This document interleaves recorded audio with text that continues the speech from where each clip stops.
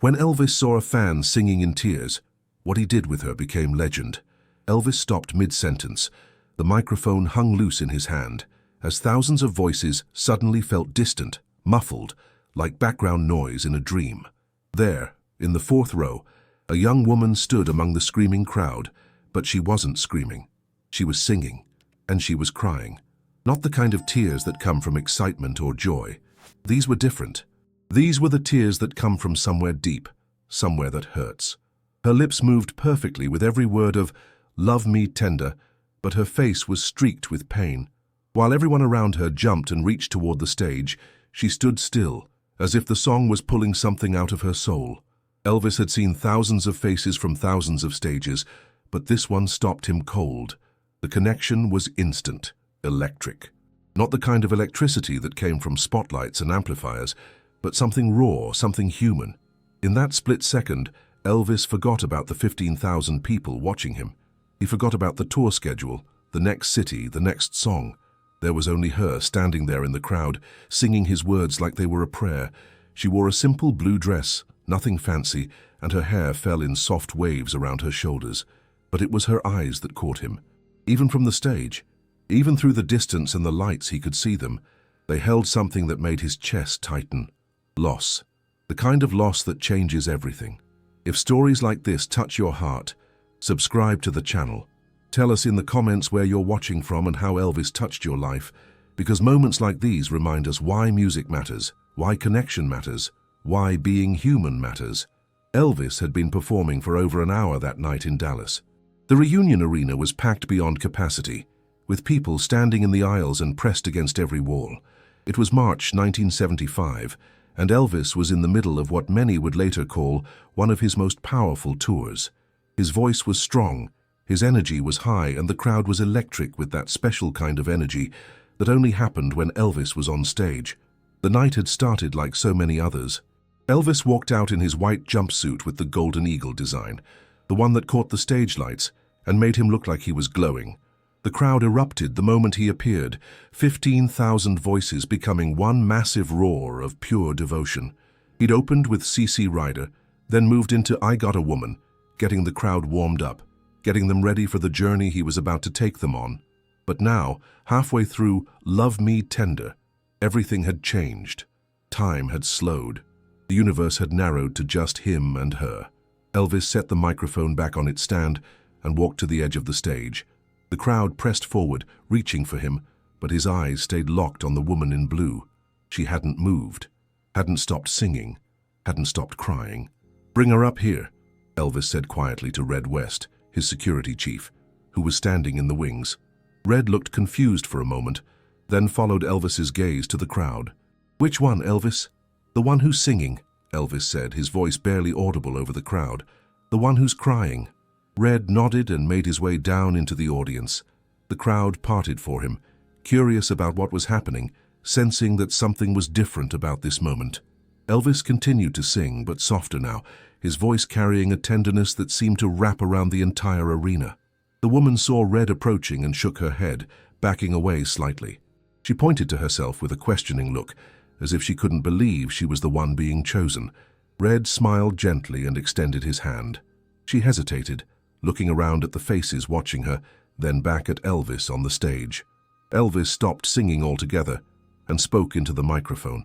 "It's okay, darling, come on up here. I want to talk to you." His voice was gentle, reassuring, the same voice that had comforted millions through their radios and record players, the same voice that could fill stadiums, but somehow still felt intimate, personal, like he was speaking directly to you and only you. The woman took Red's hand and let him guide her through the crowd.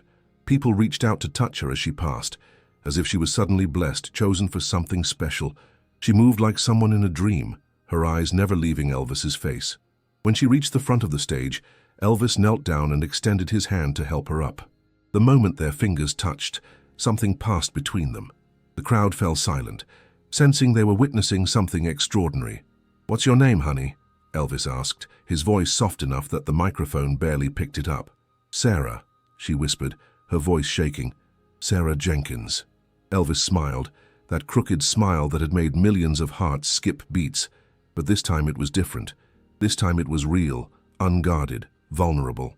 "Sarah," he repeated, like he was testing how her name felt on his tongue. "Tell me why you're crying, sweetheart. What's got you so sad on such a beautiful night?" Sarah looked out at the crowd, at all those faces watching her, waiting. She looked back at Elvis, and something in his eyes told her it was safe to speak, safe to be vulnerable, safe to tell the truth. "That song," she said, her voice barely a whisper but somehow carrying across the silent arena. "Love Me Tender. That was our song." "Whose song?" Elvis asked, though something in his expression suggested he already knew. "Mine and my husband's," Sarah said, and the words came out like a sob. "We used to dance to it in our kitchen every Sunday morning. He'd hold me close and sing it in my ear, just like you do, but softer, more private. The arena was so quiet, you could hear the air conditioning humming overhead. 15,000 people held their breath, waiting for what came next." "Used to?" Elvis asked gently. Sarah's composure finally broke. The tears came harder now, and she covered her face with her hands. "He died 3 months ago. Car accident on his way home from work. We were married 2 years. We were trying to start a family." Elvis felt something shift inside his chest, like a door opening to a room he'd kept locked for too long. He'd performed thousands of shows, met thousands of fans, heard thousands of stories. But this one hit different. This one felt like it was meant for him. He stood up slowly and looked out at the crowd. They were with him, he could feel it. They were ready to go wherever he needed to take them. "Sarah," Elvis said, his voice carrying across the arena like a prayer. "Would you like me to sing it for him, for both of you?" Sarah looked up at him through her tears and nodded, unable to speak. Elvis walked back to the microphone and adjusted it on the stand. He looked out at the crowd, then back at Sarah, who was standing at the edge of the stage like an angel who had lost her way. "Folks," Elvis said into the microphone, his voice carrying a weight it hadn't held moments before, "this beautiful woman just told me something that's going to stay with me for the rest of my life, and I think it's going to stay with you too." He paused, letting the silence settle over the arena like a blanket. Sometimes music isn't just entertainment. Sometimes it's memory. Sometimes it's love. Sometimes it's the only thing we have left of the people we've lost. The crowd murmured softly, understanding beginning to ripple through the arena. Sarah's husband used to sing "Love Me Tender" to her every Sunday morning in their kitchen. He's not here anymore, but tonight we're all going to sing it for him. We're going to sing it for love that doesn't die just because someone goes away. Elvis sat down on the edge of the stage, his legs dangling over the side like a man sitting on his front porch. He gestured for Sarah to sit beside him, and she did, her blue dress spreading around her like water. "What was his name?" Elvis asked. "Michael," Sarah whispered. "Michael Jenkins." Elvis nodded and spoke into the microphone again. "This one's for Michael Jenkins, folks, and for anyone who's ever lost someone they loved, and for the music that keeps them alive in our hearts." He began to sing again, but this time it was different. This time every word carried weight, every note held purpose. His voice was softer, more intimate, like he was singing just for Sarah, just for Michael, just for love itself. "Love me tender, love me sweet, never let me go." Sarah began to sing along, her voice barely audible but pure, clear, true. And then something magical happened. The crowd began to sing too. Not the usual boisterous singing of a concert crowd, but something reverent, something sacred. 15,000 voices joining together in a hymn for love and loss and the threads that connect us all. Elvis felt tears forming in his own eyes. He'd sung this song thousands of times, but he'd never felt it before. Not like this. Not with this much truth, this much pain, this much beauty, all mixed together in one perfect, heartbreaking moment. But Elvis still didn't know what would happen in the next few minutes. He didn't know that this moment would change not just Sarah's life, but his own. He didn't know that what he was about to do would become the stuff of legend, talked about in hushed whispers by music lovers for decades to come. All he knew was that right now, in this moment, he was exactly where he needed to be. As the last notes of "Love Me Tender" faded into the sacred silence of the arena, Elvis found himself looking into Sarah's eyes and seeing something he'd forgotten existed. Pure, unfiltered human connection. The kind that cuts through fame, through performance, through everything that separated him from the real world. Sarah wiped her tears with the back of her hand, but new ones kept coming.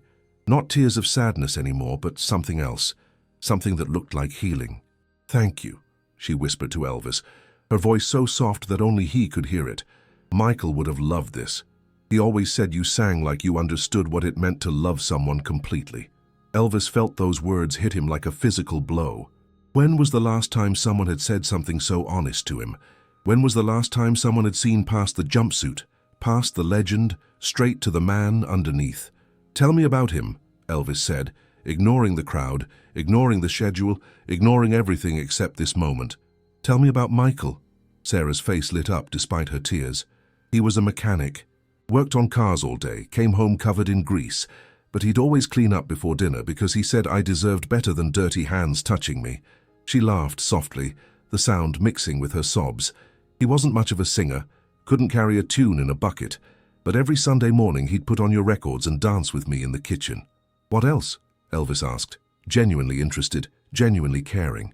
"He wanted to be a father so badly," Sarah continued, her voice gaining strength. "We were trying, you know. We had names picked out and everything. He'd already built a crib in the spare room, painted it yellow because we wanted to be surprised." Her voice broke again. "The crib is still there. I can't bring myself to take it down." Elvis felt something crack open in his chest.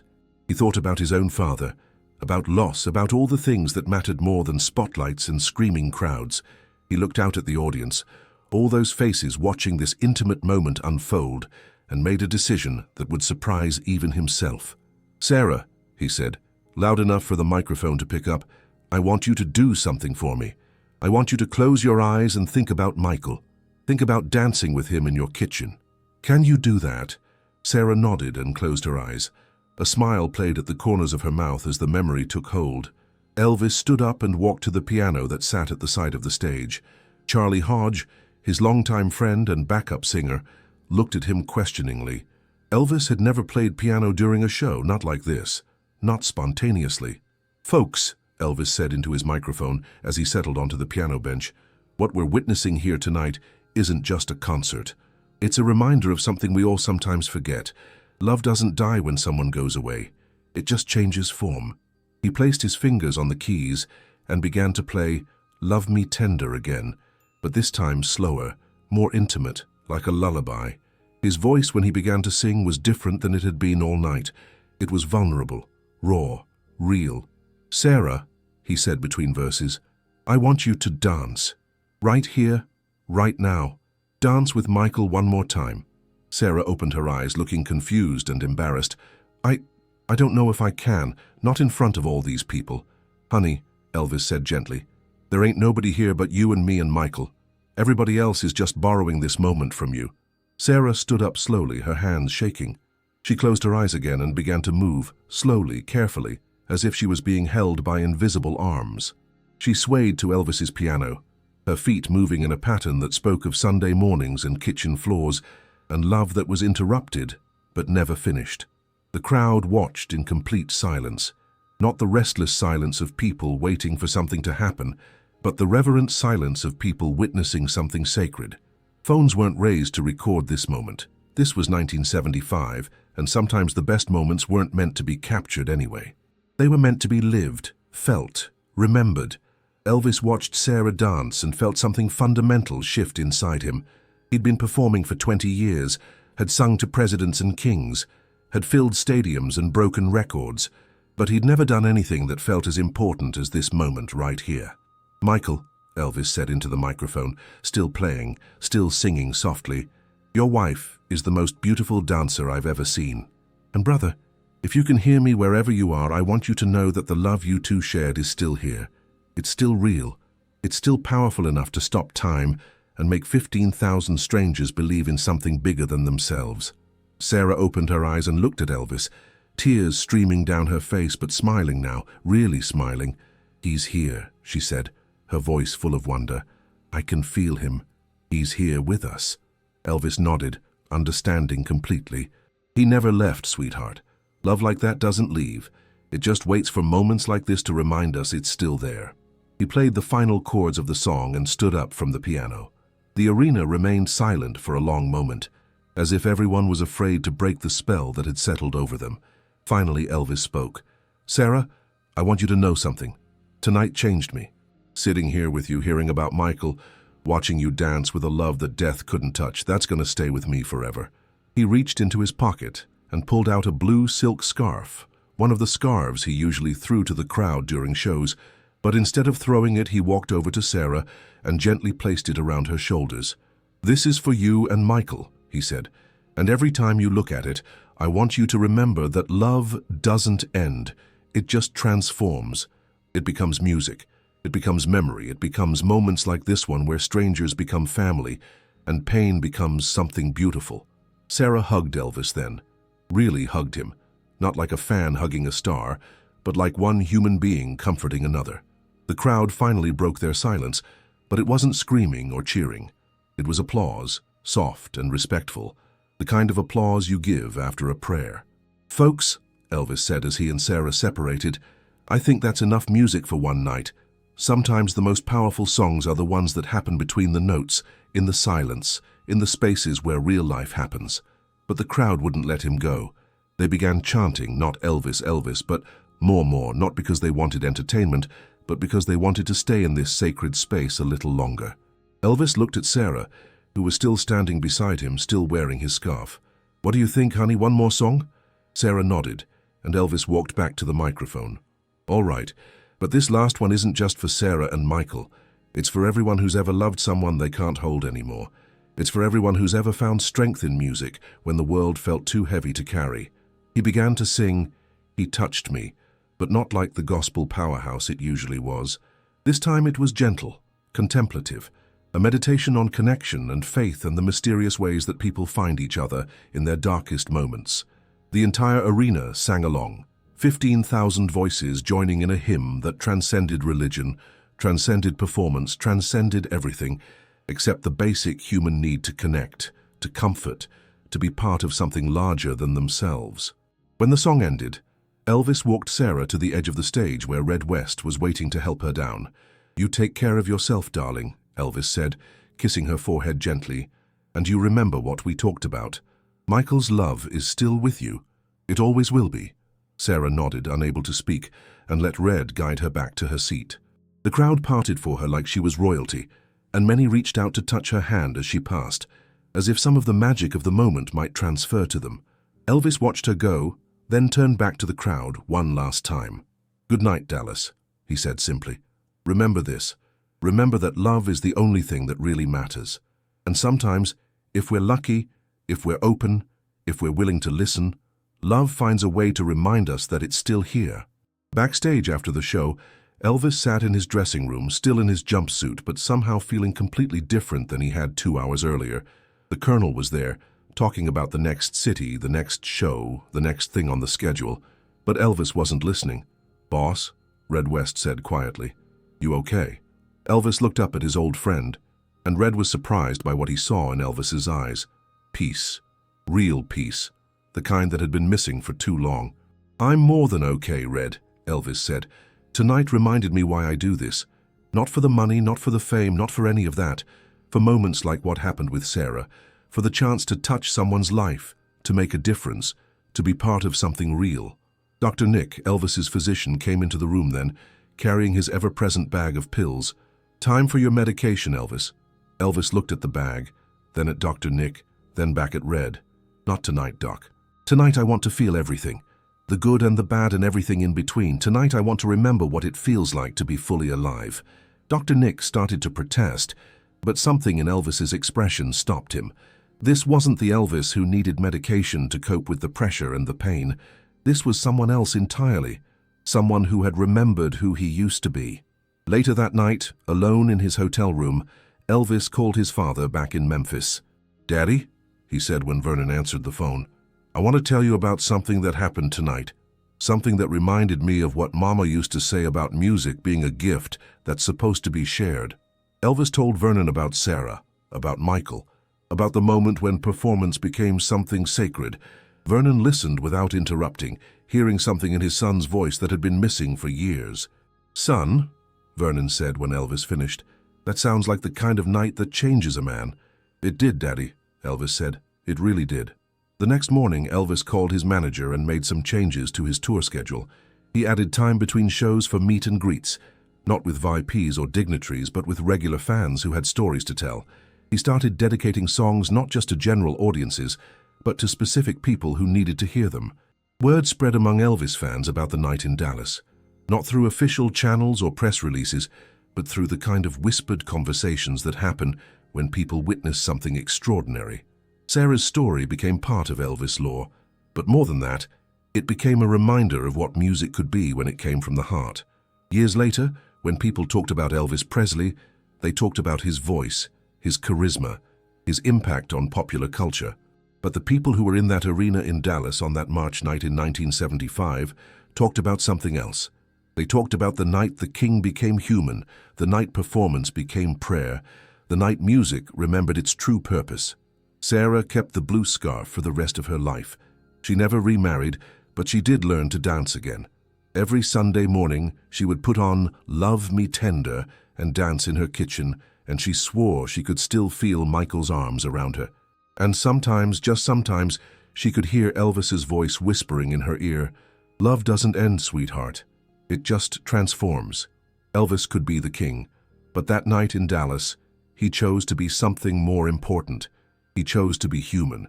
He chose to listen. He chose to use his gift not just to entertain, but to heal. And in doing so, he reminded everyone watching that the most powerful magic isn't found in spotlights or screaming crowds.